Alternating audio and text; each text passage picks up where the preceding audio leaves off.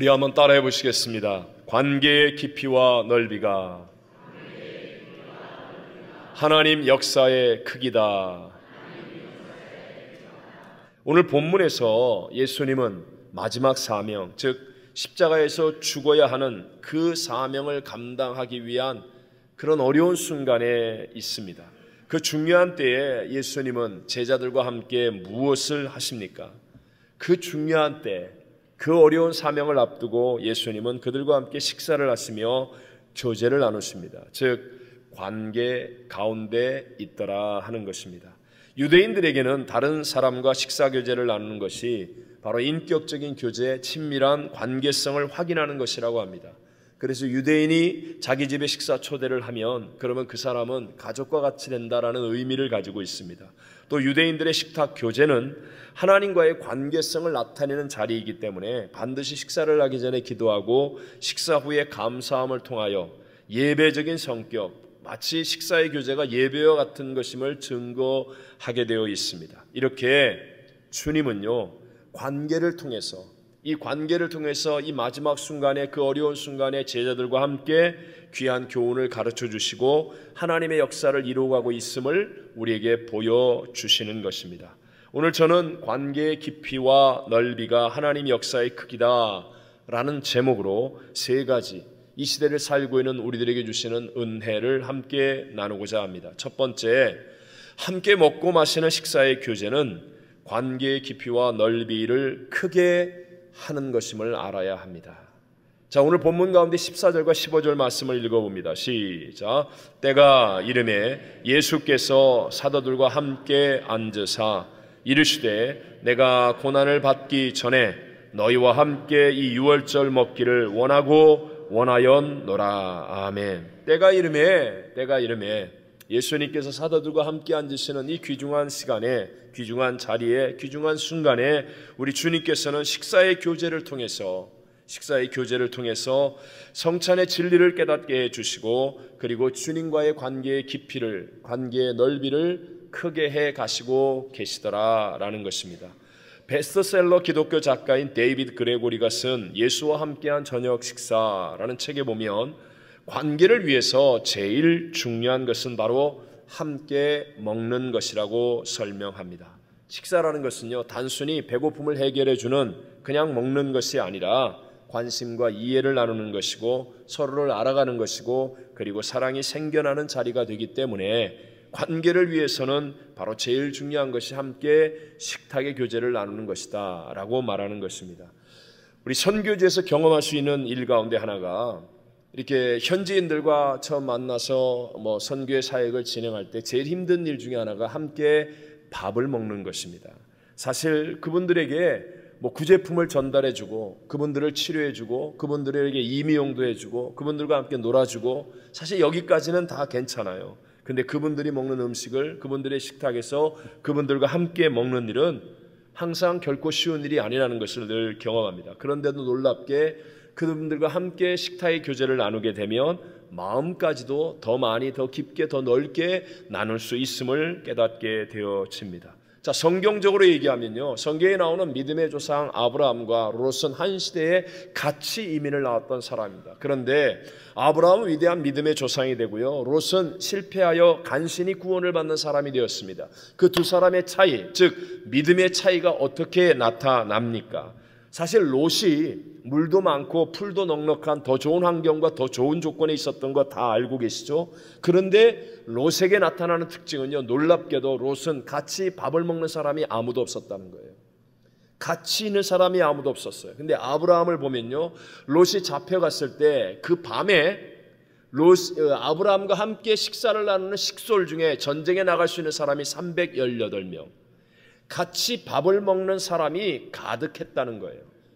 여러분, 믿음의 차이는 바로 여기에서 있는 것입니다. 유대 전승에 따르면 아브라함은 친구가 2만 명이었다고 합니다. 그래서 손님이 아브라함 집에 끊임없이 들어왔기 때문에, 왜?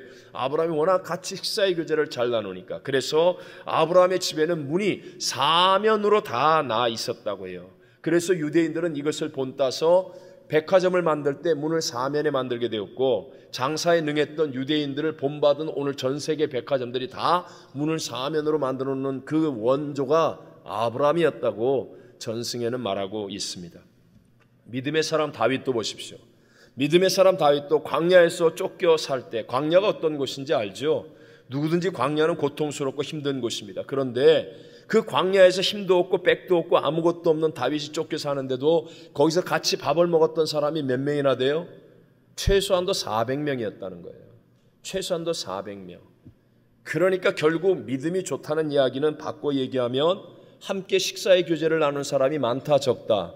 많다는 거예요. 저도 많은 교회를 다닙니다. 많은 성도를 만납니다. 어느 교회가 훌륭한 교회인지 아세요? 밥 먹을 때 보면 알아요. 밥 먹을 때 많은 성도가 함께 교제를 나누고 서로 희생하고 헌신하고 섬기는 그런 교회는요, 반드시 믿음이 흥황하게 되어져 있습니다. 자, 성경을 보세요. 예수님을 잘 초대해서 함께 식사를 나눴던 가나의 혼인잔치집 보십시오. 예수님을 초대해서 함께 식사를 나눴는데 그만 그 집에 잔치에 가장 중요한 포도주가 떨어지는 낭패의 문제를 만나지 않습니까? 그러니까 예수님께서 물이 변하여 포도주가 되게 하시는, 처음보다 나중으로 갈수록 더 좋아지는 놀라운 기적을 통하여 온 잔치집이 더 큰 기쁨 가운데 빠지게 하는 것 아닙니까? 또 삭개오를 보십시오. 삭개오는 모든 사람들에게 배척을 당하는 왕따 수준의 사람입니다. 그런데 예수님께서 그 집에 찾아오십니다. 삭개오는 예수님을 영접하고 예수님과 함께 식탁의 교제를 나누었더니 아브라함의 자손으로 구원을 받는 최고의 복을 누리게 되더라는 것입니다. 우리가 잘 아는 예수님을 식사로 가장 많이 섬겼던 마르다와 마리아가 있지 않습니까? 그 집은 오빠 나사로가 갑자기 무슨 이유인지 죽게 되었어요. 이미 죽은 지 나흘이 지나 썩어 냄새날 정도로 무덤 안에 있는 사람이 되었는데 예수님께서 찾아오셔서 그 집에서 나사로야 나오라 말씀하며 죽은 오빠를 살려내는 최고의 기적을 베풀어 주시더라는 것입니다. 여러분, 식탁의 교제가 가볍다고요? 천천만만의 말씀입니다. 예수를 잘 믿는 것과 식탁의 교제 속에서 깊어지고 넓어지는 교제를 많이 나누는 것은 거의 같은 이야기라는 의미를 발견할 수 있습니다. 우리가 잘 아는 참된 부흥을 이루었던 초대교회를 보십시오. 초대교회의 특징에 대해서 성경은 사도행전 2장과 4장에 분명히 말씀하죠. 날마다 마음을 같이하여 모이기를 힘쓰고, 그리고 성전에 모여 예배를 드리고 사도들의 가르침을 받고, 그 다음에 집에서 모여 무엇을 떼며? 떡을 떼며 교제하였다. 떡이라는 것은 우리 이런 떡이 아니고 그분들의 밥을 말하는 거예요. 같이 식탁의 교제를 나누었다라고 말씀하고 있습니다. 한국 교회가 짧은 기독교 역사 속에서 놀랍게 세계적으로 빠른 성장을 보여줄 수 있었던 이유도, 우리 한국 사람들의 교회는요, 매일 교회에서 모였어요. 새벽 기도를 비롯하여 철야, 수요, 금요, 구요, 하여튼 매일 모였습니다. 그리고 교회에서 친교원을 나누고 식사하는 문화가 있었어요. 식사하는 문화. 다른 사람들은 도너츠를 먹을 때 우리는 며칠 전서부터 준비하고 애써서 또 집에서 이것저것 바리바리 싸갖고 와서 함께 교제를 나누고, 그래서 더 넓고 더 깊은 교제가 만들어지는 거예요. 신방 가보십시오. 구역예배 드려보십시오. 그러면 정말 힘을 다해서 희생하면서 애써서 식탁의 교제를 나누는 경우가 있잖아요. 그러면요, 반드시 더 깊고 더 넓어지는 그런 관계가 이루어지게 되는 것을 경험하게 되는 것입니다. 저희 교회가 바로 부흥하는 원인, 그것은 우리는 매일 밥상 공동체가 부흥하고 있기 때문인 줄로 믿습니다. 제가 토요일날 어제 보니까 그냥 새벽 일찍부터 거리 선교 나가기 위해서 우리보다 연약한 그분들을 섬기기에 얼마나 정성을 다해 식사를 준비하는지요.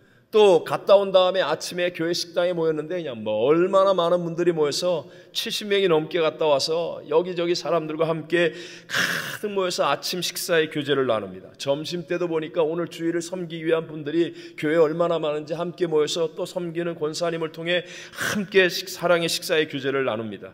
저녁에는 또 지난번 청소년 연합수련회 때 수고한 분들이 함께 모여 식사의 교제를 나눕니다. 거기에다가 오늘 주일 식사 준비하는 분들이 있죠. 오늘 교구 야외 연합예배 가는 2교구가 있죠. 그 다음에 또 오늘 새가족 교육을 시작하면서 식사 준비하죠. 식당에 부흥이 일어나가지고요. 줄 서서 그냥 얼마나 부흥이 넘쳐나고 있는지. 여러분 기억하십시오. 가정도 식탁의 교제가 부흥하면 화목해지는 것처럼 이렇게 함께 먹고 마시는 식사의 교제를 통해서 관계가 더 깊고 넓어지는 은혜를 누리게 된다는 것 믿게 되시기를 바랍니다. 그래서 교회에서 식사의 교제를 가볍게 여기면 안 돼요. 정말 예배가 은혜스러우는데요, 근데 끝나고 난 다음에 식사가 이상하면요, 그날 은혜 못 받았다고 그러는 사람이 많아요. 근데 그날 예배는 별로였어. 사실 설교가 별로였어. 그런데 그날 식사의 교제가 기가 막힌 거예요. 그러면 막 전화가 오는 거예요. 어제 주일날 너무 은혜 받았다고. 그게 결코 틀린 말만은 아니라는 것이에요. 두 번째 식사의 교제와 같이 깊이와 넓이가 커지는 관계는 뭐가 있어야 돼요? 희생. 여기에서 차이가 나는 거예요. 자, 19절과 20절 말씀을 같이 읽어봅니다. 시작. 또 떡을 가져 감사 기도하시고 떼어 그들에게 주시며 이르시되 이것은 너희를 위하여 주는 내 몸이라. 너희가 이를 행하여 나를 기념하라 하시고 저녁 먹은 후에 잔도 그와 같이 하여 이르시되 이 잔은 내 피로 세우는 새 언약이니 곧 너희를 위하여 붓는 것이라. 아멘. 이 말이 무엇입니까? 예수님은요, 우리를 위해서 십자가에서 자신의 몸을 찢고 온몸의 피를 다 쏟아서 희생하여서 성찬을 제정하셨어요. 그래서 이것을 계속해서 행하며 나를 기념하라고 말씀하시는 겁니다. 성찬이 지금은 많은 사람이 짧은 시간에 해야 되니까 이 포도주 작은 잔, 작은 떡을 상징하는 음식 이것으로 대신하지만 예수님과 초대교회의 모든 사람들은 성찬이 식사였어요. 아주 넘치는 풍성한 식사였단 말입니다. 그래서 예수님의 희생을 통해 믿는 사람들이 함께 모여 식사 교제를 나눌 수 있게 해 주셨다는 거예요. 우리도 마찬가지죠. 예를 들어서 어제 저도 정말 깜짝 놀랐어요. 어제 오후에 얼마나 더웠습니까? 100도가 넘는데, 우리 100명이 넘는 그 청소년 연합수련회 봉사한 분을 위해서 고기를 사오고 식당에서는 음식 샐러드와 각양각색의 음식을 준비하고 고기를 굽는 분을 보니까 이게 고기가 있는지 그분이 있는지 모르겠더라고요. 맑게 돼서 100도가 넘는 그 날씨에 숯불 앞에 서가지고 그 많은 고기를 구워내는 게 쉬운 일입니까? 여러분, 그런 희생이 있었기 때문에요, 그런 아름다운 식탁의 교제가 만들어지고 깊고 넓은 관계가 이루어지는 것임을 믿게 되시기를 바랍니다. 제가 이 얘기하니까 어제 또 고기 안 먹은 분들이 배 아파서 이해 못하겠다고 그러는데 다 이해할 수 있는 얘기로, 여러분 보십시오. 우리 어머니와 자녀의 관계, 누구든지 어머니 그러면 고향 같지 않습니까? 어머니 그러면 왠지 내 마음 깊은 것도 털어놓을 수 있을 것 같고, 어머니 그러면 언제나 어느 때나 넓게 그 품 안에 안길 수 있을 것 같고, 바로 그런 관계가 이루어지는 게 어머니와 우리와의 관계인데, 이유가 무엇입니까? 그것은요, 요새는 희한한 엄마도 가끔 있긴 하지만 그러나 우리 일반적으로 어머니는 자식을 사랑하여 진짜 희생하지 않습니까? 대가 없이 자식을 위해 희생하는 관계, 희생이 있는 관계이기 때문에요. 그래서 그 관계는 깊고 넓은 관계가 이루어지는 겁니다. 어떤 고난과 어떤 역경, 어떤 유혹 앞에서도 끊을 수 없는, 끊어지지 않는 깊고 넓은 관계, 바로 희생 때문에 이루어지는 거죠. 거기에 비해서 최고의 환경이었던 에덴 동산에 있었던 아담과 하와를 보십시오. 아담과 하와에서 에덴 동산에서 아담과 하와의 관계가 깨어질 때 보면 하와는 뱀 탓하고 아담은 하와 탓하면서 남의 탓하잖아요. 이 말의 의미는 뭐예요?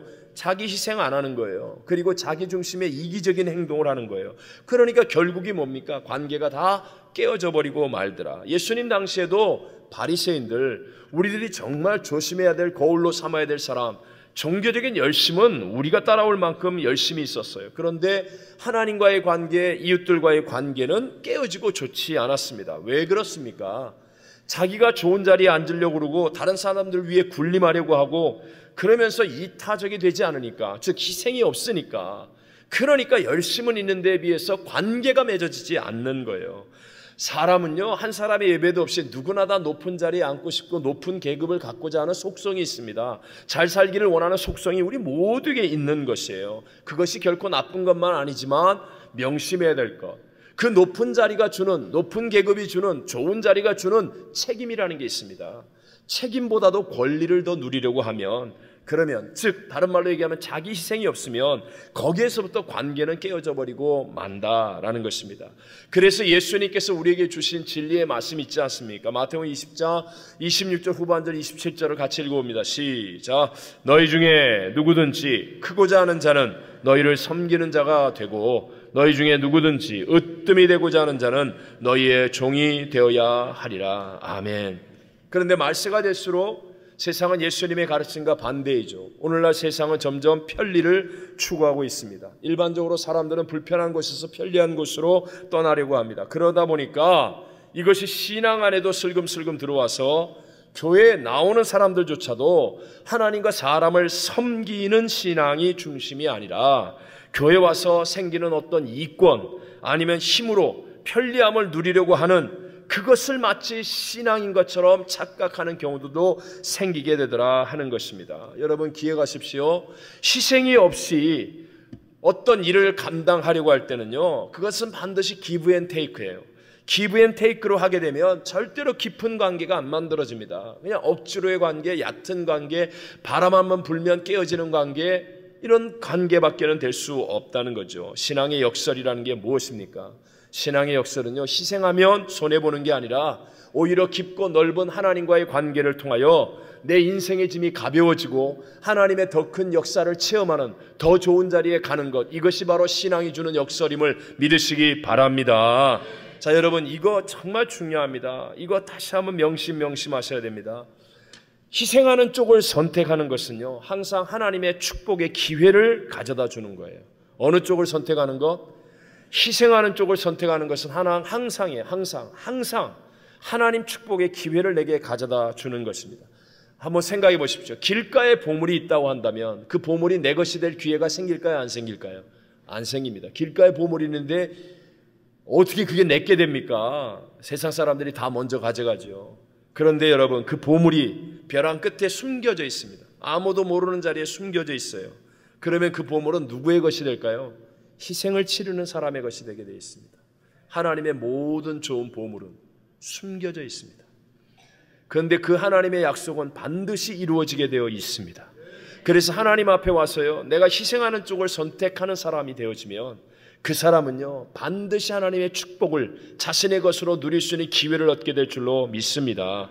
그래서 우리가 교회에서 해야 되는 게 뭐예요? 교회에서 바로 희생할 수 있는 쪽을 선택하는 훈련을 하는 거예요. 성경에 나와 있는 모든, 여러분과 제가 좋아하고 따르기를 원하고 존경하는 모든 인물들, 노아, 방주를 짓는 것은 희생이었습니다. 아브라함, 갈 바를 알지 못하고 하는 그 선택은 희생이었습니다.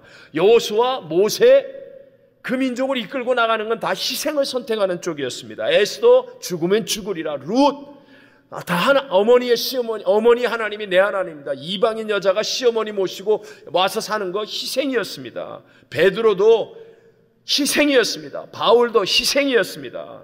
자기의 권리를 주장하지 않고 희생을 선택했기 때문에, 그래서 하나님의 최고의 역사, 가장 위대한 역사를 누리는 사람들이 된 줄로 믿습니다. 오늘도 마찬가지라는 거예요. 여러분이 혹시 교회 생활하면서 무슨 보물이 있냐고, 신앙의 보물이 어딨냐고, 신앙의 감격이 어딨냐고, 신앙의 기쁨이 어딨냐고, 혹시 이런 생각하고 계신 분이 계시면 여러분 아직 교회에서 희생을 선택하지 않았기 때문이에요. 오늘도 야외 예배 가는 교구에서 고기 굽는 쪽을 선택할 것이냐, 나는 얻어먹는 쪽을 선택할 것이냐. 네, 간단합니다. 짐을 하나 옮기는 쪽을 선택할 것이냐, 아니면 그냥 얻어 타고 하는 쪽을 선택할 것이냐, 그늘 있는 자리에 앉아서 부채질하는 쪽을 선택할 것이냐, 아니면 밖에 나가서 줄이라도 치고 뭘 하는 쪽을 선택할 것이냐. 간단합니다. 여러분, 오늘 한날을 살아갈 때도요, 희생하는 쪽을 선택해 보십시오. 그게 훈련이에요. 그러면 그때는 손해보는 것 같고 그때는 억울한 것 같죠. 그러나 우리 하나님은 실수가 없으십니다. 하나님은 실수가 없어요. 하나님의 약속은 반드시 이루어지게 될 줄로 믿습니다.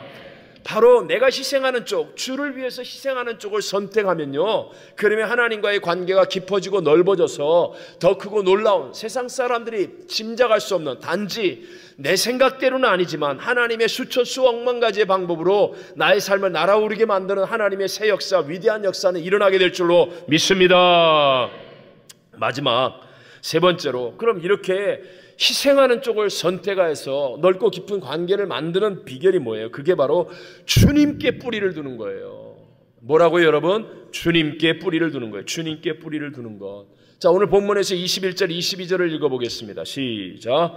그러나 보라, 나를 파는 자의 손이 나와 함께 상 위에 있도다. 인자는 이미 작정된 대로 가거니와 그를 파는 그 사람에게는 화가 있으리로다 하시니. 자, 보세요. 함께 예수님과 최후의 만찬을 나누는 그 자리에 예수님을 팔아버릴 자의 손이 함께 올라와서 밥을 먹고 있답니다. 그 손이 누구예요? 가룟 유다의 손 아닙니까? 가룟 유다의 손.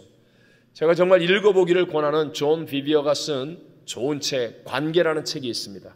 이 관계에서 가룟 유다는 주님께 뿌리를 둔 신앙이 아니었기 때문에 이렇게 되었다라고 말합니다. 가룟 유다 열심히 있었습니다.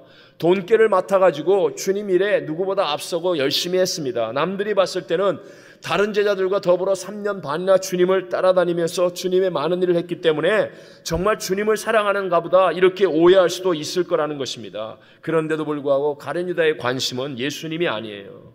예수님이 누구신가가 아니라 얼마만큼 내 이익을 얻을 수 있는가, 얼마만큼 내가 편해질 수 있는가, 얼마만큼 내가 높아질 수 있는가. 그래서 그걸 위해서 주님과 제휴하는 거예요. 주님을 이용하는 거예요. 이렇게 항상 자기 중심적인 생각, 즉 자기에게 뿌리를 두고 살아가는 사람의 생각은요, 눈앞의 이익밖에는 쫓을 수가 없는 근시안적인 태도를 갖습니다.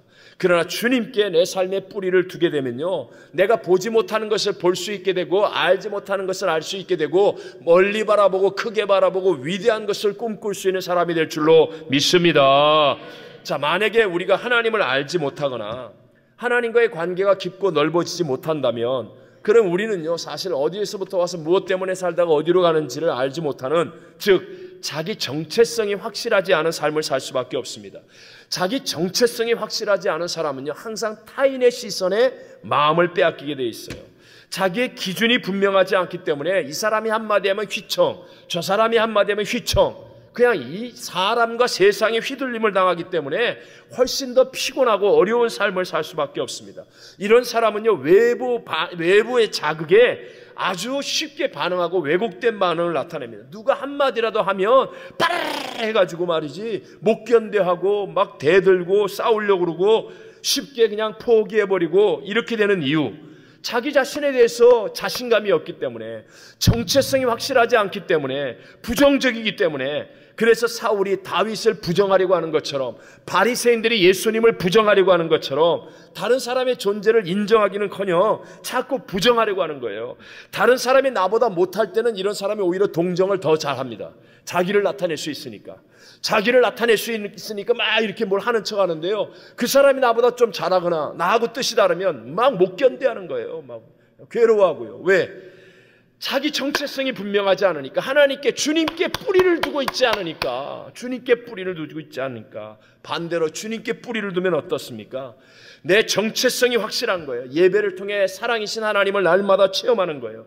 공급되어지는 사랑이 있으니까 웬만해도 사랑할 수 있습니다. 지금 죽어도 천국 가는 하나님의 자녀라고 하는 정체성이 확실하니까 천인이 날 대적하고 만인이 핍박해도 그까짓 거 하고 이겨내는 자리에 가게 될 줄로 믿습니다. 사람들의 소리에 휘둘림을 당하지 않아요. 세상에 휘둘림을 당하지 않아요. 뿐만 아니라 설령 넘어지고 실패하고 잘못한다 할지라도 인생의 주권자이신 하나님을 바라보는 주님께 뿌리를 두고 있기 때문에 빨리 회개합니다.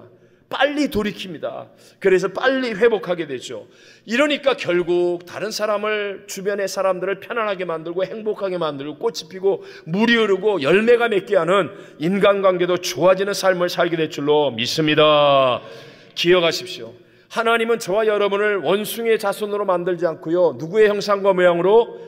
하나님의 형상과 모양으로 창조하셨습니다. 그래서 하나님의 형상과 모양의 영을 우리 안에 굉장히 크게 만드셨어요. 여러분이 아무리 많은 지식을 채워서 박사학위를 10개를 가져도요, 여러분이 아무리 많은 물질을 모아서 세상 유명한 재벌이 되어도요, 여러분이 아무리 많은 권력과 힘을 가지고 높은 자리에 있어도요, 만족이 없습니다. 세상이 육신의 쾌락 가운데 빠져서 모든 것을 다 해도 만족이 없습니다. 왜요? 하나님은요, 우리의 영을 크게 만들어 놓았기 때문에요, 세상의 어떤 것으로도 그 영이 만족되지 않는다는 거예요. 그리고 하나님은 이 영이 거듭난 우리들을 위해 성령, 보혜사 성령, 예수의 영, 하나님의 영, 하나님이신 성령을 우리에게 보내주셔서 우리 속에 우리와 함께 하시게 해주신 줄로 믿습니다. 그러니까 여러분 보십시오. 제가 늘 말씀드리지만 문제가 있어서 어려움이 있어서 힘들어서 주님 전에 나와 기도하다가 성령으로 충만해지면 희한합니다. 쥐뿔도 가진 게 없는데요, 감사가 넘쳐나는 거예요.